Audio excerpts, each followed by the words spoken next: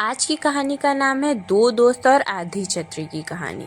एक हरे भरे गांव में दो बहुत ही अच्छे दोस्त थे, अयान और विवेक।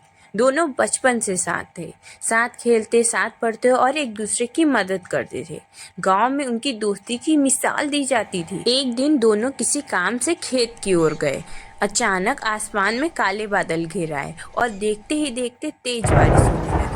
बारिश इतनी तेज थी कि कुछ भी साफ दिखाई नहीं दे रहा था। अयान के पास एक छोटी सी छतरी थी, लेकिन विवेक के पास कुछ भी नहीं था।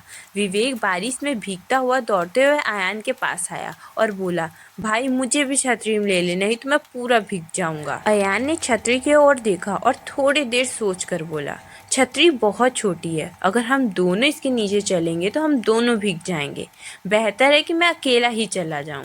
यह सुनकर विवेक को बहुत दुख हुआ। वह चुपचाप अयान से अलग हो गया और बारिश में आगे बढ़ने लगा। थोड़ी दूर जाने पे उसे एक पेड़ दिखाई दिया।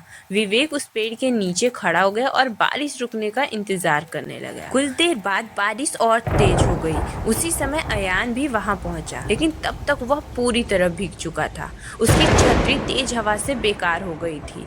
विवेक ने अयान को देखा और शांति से बोला, अगर तू मुझे भी आधी छतरी में ले लेता तो हम दोनों आधे आधे भीगते, लेकिन अब तू अकेला ही भीग गया। विवेक की बात सुनकर अयान को अपनी गलती का एहसास हुआ।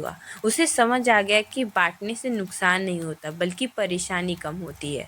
उसने विवेक से माफी मांगी और दोनों दोस्त फिर मुस्कुराने लगे। उस दिन के बाद अयान ने यह सीख हमेशा के लिए याद रखी।